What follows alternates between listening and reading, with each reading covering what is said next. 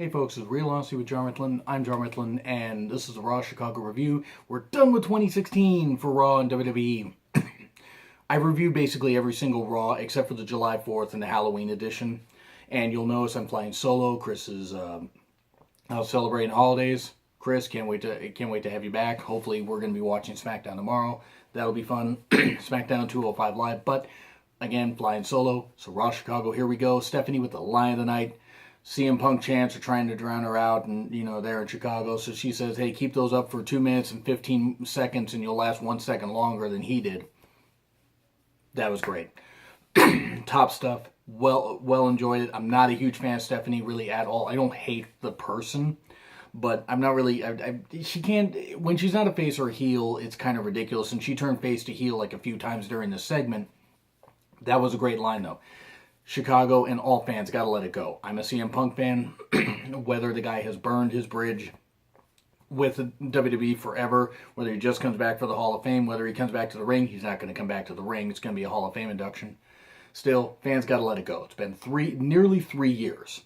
Nearly 3 years since he walked out, left the company like he did. Whether people agree with his reasons or not, he did it. Let it go. Still, the line was great by Stephanie.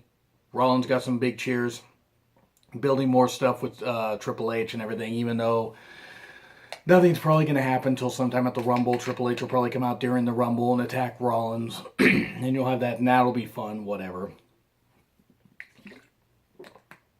Or maybe Triple H appears on the first Raw of 2017, next week, and they build up for that. Even though you can't blow through the whole thing, because if you blow through it, then you still got a few months to go to Mania. Reigns got heavy boos. Stephanie teasing the whole Shield thing by putting the fist out. That was fun, but still, you just don't know what Stephanie is. I don't know if she's a face or a heel. I think she turned more times at Big Show. That was something weird. Tag title rematch, New Day and Cesaro and Sheamus. Enjoyable. Cesaro and Sheamus retain. Xavier and Kofi, the two smaller guys of New Day, in the match. Big E on the outside, around the outside. Good stuff. Seems like New Day's going to be heel. I'm okay with that. Cesaro and Sheamus get the win. They can go on and hopefully have a match against the debuting Revival pretty soon. In fact, I would have the Revival debut next week. Cesaro and Sheamus could say oh, who's going to beat us up, or say New Day is like, we're going to we may have lost our rematch, we're going to get back to the tag titles.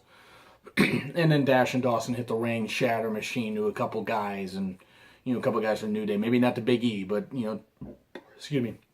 take Big E out and give a shatter machine to Xavier and Kofi, and injure one of them. And then you build up to a match at maybe on the kickoff at the Rumble. It wouldn't be the greatest use of Revival, but it'd be something. So, but still, good tag title match. Cesaro and Sheamus retain. Enjoyed that. Brock and Goldberg Rumble hype. Two big stars in the Rumble match. It's good for what it is. I don't care. Heyman did the best he could to sell the match. Didn't care about the Goldberg stuff. Goldberg's next week. Maybe it'll be good. Who knows? Owens, Jericho, and Braun. Great stuff. Enjoyed it. Very, very class. Jericho trying to, get under Braun's skin a little bit by saying that Rollins and others have called Braun a stupid idiot. Not my words, but their words. Good stuff. Braun's being featured properly when he was doing that, when he was beating up the guy backstage and Stephanie had to stop him. To other stuff he did later. It was well done. Nia versus Scarlett Bordeaux. At least I hope I got the name right. I know she had a stint in Ring of Honor. Very beautiful woman. She got squashed big time. Nia was like, because Scarlett was supposed to be a Sasha fan, big Sasha fan, and Nia said, next time get a better role model and big leg drop on her. That's how you build Nia. I'm worried, though, that Sasha's going to beat her at the Rumble. If they have a match at the Rumble, that is, whether it's on the kickoff or on the main show. And I'm worried that that's going to kind of cripple Nia a bit, like it did when Bayley beat her at NXT TakeOver London. Because it's hard to book a monster heel like that if you don't have them get some quality wins. But again, Sasha also needs to be built as well for all the pay-per-view losses she's absorbed. Still, good little squash match. More squash matches. Love them.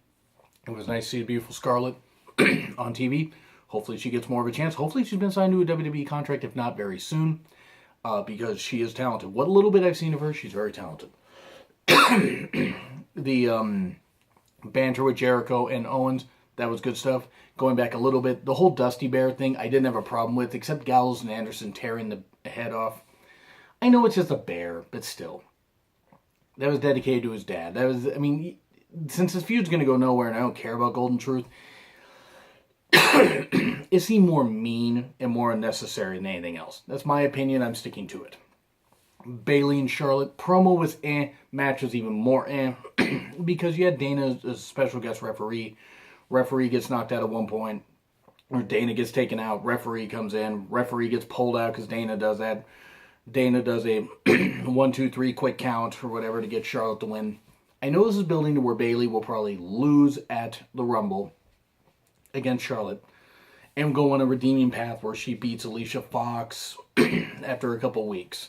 She, or maybe loses, to somebody and then builds back up, in the fast lane where she either beats Charlotte in a non-title match or you have her beat Dana, and if she beats Dana, then Charlotte's got to put the title up, and then you build that match to Mania, and Bayley wins and breaks Charlotte's pay-per-view streak. That's how I would book it. I'm just worried about limping there, and Charlotte's promo had its moments, had its problems. They gotta stop scripting her so much. Let her loose. Let her vent her frustrations. Charlotte is a good heel when she's not so scripted. I'm not her biggest fan. She has improved, but I still say her NXT stuff is pretty good. A lot of people tend to forget her NXT stuff, which I find a little funny. She is evolving into a good performer, and maybe has even evolved into a good performer, but stop trying to make her so much the female Ric Flair, because even though, yes, she is Ric Flair's daughter, if you don't let her carve her own path, then it's going to stunt her growth, in my opinion. I'm sticking to that, though. If you disagree, make your own video. Zayn and Braun are in a match, last man standing match next week. Zayn will lose, still looks strong in defeat, because there's no reason for Braun to lose at this point. As much as I hate seeing Zayn lose, he could get to where he's just beaten down to the point where he just can't stand back up. But he's scrappy underdog, and they build him back up from there. Because this feud can still work. This needs to be the end of it, though. And then Braun, dear God help us if they put him and Reigns against each other at Mania, either for the U.S. title or Universal title. Oh, we are so doomed. Neville and Perkins, good, decent to good for what it was. I like the more focused heel Neville. Beat Perkins, going through the cruiserweights. I still think they should have had him go through the cruiserweights a little bit more, because he's only been doing it since Roadblock. He took out a couple guys and then did it a little bit on Raw, and then did it a little bit on 205 Live. If you don't have this build up for a bit, because they're already going to do Rich Swann versus Neville at 205 Live tomorrow. I'm not saying that Neville shouldn't win the title. He absolutely should, but if you hot potato the title to a point where he's going to beat Swann right away, then it kind of takes a little bit of shine off. You should have Neville a bit in chase mode. Where he takes out a few more cruiserweights, and you build up to even, like, say, a couple weeks from now. And he wins it 2 weeks before the Rumble, you have a rematch, he beats Swann, and then goes on a tear. You could have something like that. I think if you push it too soon, though, you could have a bit of a problem. But we'll find out tomorrow on 205 Live. Still, decent match between him and Perkins. Well done. And it protected Perkins, since Neville held the tights to get the win. Enzo and Cass. Why is this feud with Reigns happening? No need. Rusev is clearly the babyface. Well, I may have said Reigns. I meant Rusev. Why is this feud with Rusev happening? Rusev is a babyface. He's defending his wife's honor. Jinder has something to do, great. But he got made to look like a fool already. After barely 1 week of looking kind of decent, because he was involved in the segment with Rusev, Enzo, and Lana. The whole wheelchair thing was ridiculous. Stupid. It was just stupid. It was the worst segment of the night, easily. Braun coming out and interrupting the match between the Shining Stars versus Bo Dallas and Darren Young. Bo, newly faced Bo, even though I liked heel Bo and I liked the whole sign thing, believe in Bo. I don't care if the election's over, they should have kept running with that, because I liked the whole thing. Unless Bo just wasn't comfortable with it, I don't know. But Bo was really good with it. Braun coming out and interrupting this, and even though Braun's a heel, he was getting "Thank you, Braun" chants. Good stuff. Him mauling the Shining Stars, throwing Darren Young into Bob Backlund safely. So Backlund, it wasn't so bad that it looked so fake, but at least he didn't hurt him. Braun's a safe enough worker, you can tell. Not overexposed and used better. He's definitely been one of the ones that has benefited from the brand split. And the thing is, getting a chair, I don't remember if it was Primo or Epico. It doesn't matter. Whichever Shining Star hit him with a chair and he just beat him up. I think it was Epico. I don't remember. Neither of them matter. I mean, just no offense. I mean, they're both good athletes, but neither of them matter. The Shining Star's gimmick does not matter at all. Good segment with Braun mauling everybody, facing Rollins. Quick match. It was what it was. Rollins looked like he was chopping down the big sequoia tree. And then Zayn comes out and attacks. Of course, Zayn was going to, because Rollins wasn't going to get beat. Braun wasn't going to get beat clean. Good stuff. Enjoyed that. Builds more to the match at the last man standing match next week. Jericho brawling with Rollins. 2 code breakers. Okay, Rollins is taken out, and he got Owens versus Reigns later in the night for the U.S. title. Which is the match we should have gotten a little bit later. Or a little bit earlier. I mean, like back before Roadblock. Why that happen? I don't know. It was just ridiculous. And then Emelina will be returning in 2018 at the rate that they keep this going. She'll probably return next week. I mean, because they seem like they're packing a whole lot of stuff onto the first Raw of 2017. But they've waited too long with this. She's been doing house show spots as a referee. They need to get over this. They need to have Emma debut already. Gallows and Anderson versus Golden Truth. Didn't care. It was a waste. Just Gallows and Anderson. They gotta hit the reset button. Put them on SmackDown. But if they're doing the brand extension, or if they're doing not the brand extension, if they're doing another draft like Raft or Mania or sometime in late April, early May, put Gallows and Anderson on SmackDown. If you want to move Styles to Raw, fine, but Gallows and Anderson need a whole new reset. Put them on SmackDown for at least 6 to 8 months, because they've just been nuked on Raw. It is terrible.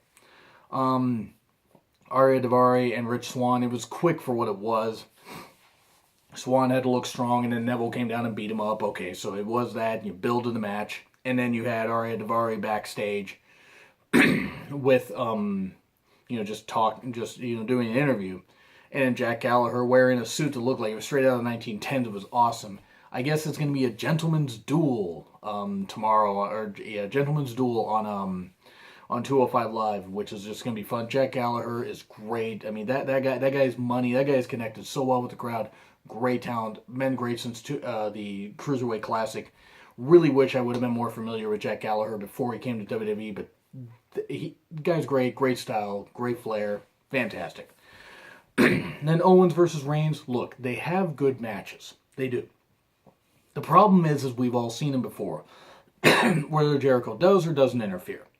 It's all been the same. And of course, since the U.S. title was on the line, because, oh yeah, that's right, Reigns is the U.S. champion, we knew that Reigns wasn't going to lose the title, and he didn't.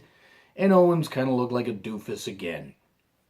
Because Rollins came down and attacked Jericho, and you had this happen, you had the Shield reunion, because you have to have Reigns latched on to Rollins because you're trying to seep whatever popularity, or suck whatever popularity from Rollins you can to Reigns. It's not going to work in this incarnation, because Reigns, while talented, he is talented, is not going to work in this incarnation. So, what am I going to give Raw?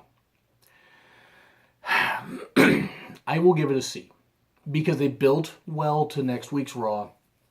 The main event was but some of the stuff was good. They built well to 205 Live, and they built well to Raw next week, and even did a little hype for the Royal Rumble. I'm excited to see what people are going to possibly be in the Royal Rumble. Maybe Kurt Angle. Rumors are that might happen. That would be nice.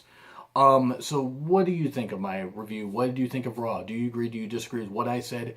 Did you think Raw Chicago was shit? Did you think it was as great as the Cubs World Series win? Did you think it was as weak as former Bulls player Derrick Rose's knees? Like, share, comment, and subscribe. My Twitter link is in the description. It's been Real Honesty with Jar Mifflin. I'm Jar Mifflin. I'll be back with a SmackDown and 205 Live review tomorrow.